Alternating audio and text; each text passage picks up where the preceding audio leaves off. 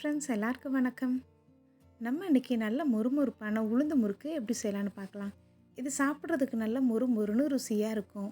இது பண்ணுறதுக்கு ஒரு குக்கரில் 1 டம்ளர் உளுந்து எடுத்துக்கலாம். இப்போ இதை தண்ணியில் 2-3 தடவை நல்லா சுத்தம் பண்ணி எடுத்துக்கலாம்.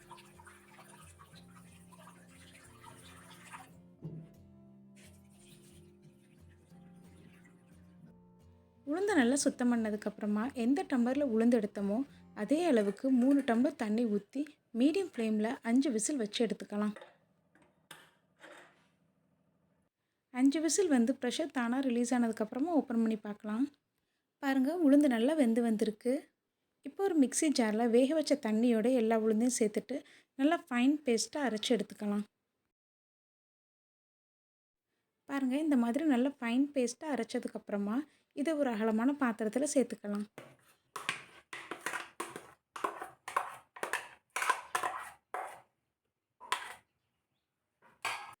இப்போ இது கூட அரிசி மாவு சேர்த்துக்கலாம்.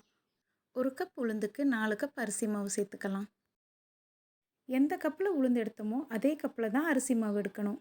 அரிசி மாவு மட்டும் இல்லை, இடியப்ப மாவு கூட சேர்த்துக்கலாம். ஆனால் எந்த குருணையும் இல்லாமல் பார்த்து சேர்த்துக்கணும். இப்போ இதில் 1 ஸ்பூன் அளவுக்கு எள்ளு சேர்த்துக்கலாம். 1 டீஸ்பூன் அளவுக்கு ஓமம் இல்லைன்னா சீரகம் சேர்த்துக்கோங்க. அப்புறமா தேவையான அளவுக்கு உப்பு, கூடவே கொஞ்சமாக பெருங்காயத்தூள்.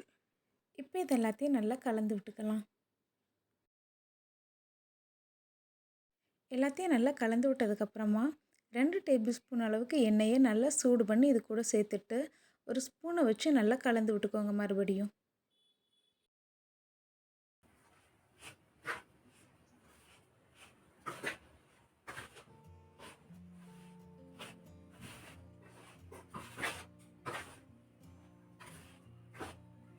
ஸ்பூன்ட்டு நல்லா மிக்ஸ் பண்ணதுக்கப்புறமா கையை வச்சு நல்லா பிசைஞ்சு விட்டுக்கலாம். மாவு பிசையும் போது தண்ணி தேவைப்பட்டால் கொஞ்சம் கொஞ்சமாக தெளித்து நல்லா சப்பாத்தி மாவு போல் சாஃப்டாக பிசைஞ்சு எடுத்துக்கலாம். கடையில் வாங்கின அரிசி மாவு இடியாப்ப மாவு யூஸ் பண்ணி முறுக்கு செஞ்சீங்கன்னா கண்டிப்பாக சுடு தண்ணி ஊற்றி பிசைஞ்சுக்கோங்க. சில சமயம் பச்சை தண்ணி ஊற்றி மாவு பிசைஞ்சிட்டு முறுக்கு புழிஞ்சு எண்ணெயில் போடும்போது எண்ணெயில் மாவெல்லாம் கரைஞ்சி போயிடும். அதனால் முடிஞ்ச அளவுக்கு நல்லா கொதிக்கிற தண்ணியில் மாவு பிசைகிறது நல்லது. முறுக்கு புளிகிறதுக்கு இந்த மாதிரி 3 ஓட்டை இருக்கிற சில் எடுத்திருக்கேன். இப்போ தோசை திருப்பி போடுற கரண்டியில் கொஞ்சமாக ஆயில் அப்ளை பண்ணிவிட்டு முறுக்கு புழிஞ்சுக்கலாம். முறுக்கு புழிஞ்சு எண்ணெயில் போட்டதுக்கப்புறமா பிரியாமல் இருக்கிறதுக்கு லாஸ்ட்டாக இந்த மாதிரி அழுத்தி விட்டுக்கலாம். முறுக்கு எண்ணெயில் போடும்போது எண்ணெய் கையில் தெறிக்காமல் இருக்கிறதுக்காக இந்த மாதிரி தோசை கரண்டியில் சுற்றியிருக்கேன். எண்ணெய் நல்லா சூடானதுக்கப்புறமா முறுக்கை சேர்த்துட்டு கேஸை மீடியம் ஃப்ளேமில் வச்சுக்கலாம். 2 பக்கமும் நல்லா மொறுமொறுன்னு வந்ததுக்கப்புறமா வெளியில் எடுத்துடலாம். அவ்வளோதான், நல்ல மொறுமொறுன்னு டேஸ்டான உளுந்து முறுக்கு ரெடி ஆகிடுச்சு. முறுக்கெல்லாம் நல்லா ஆறுனதுக்கப்புறமா ஒரு ஏர்டைட் கண்டெய்னரில் போட்டு வச்சுக்கலாம். 1 மாதம் வரைக்கும் வச்சு சாப்பிட்லாம். ரொம்ப நல்லாயிருக்கும். நான் இப்போ ஒரு முறுக்கு எடுத்து உடச்சி காமிக்கிறேன். பாருங்கள் எவ்வளோ நல்லா மொறுமொறுன்னு வந்திருக்குன்னு. நீங்களும் உங்கள் வீட்டில் ட்ரை பண்ணி பாருங்கள். தேங்க்ஸ் ஃபார் வாட்சிங்.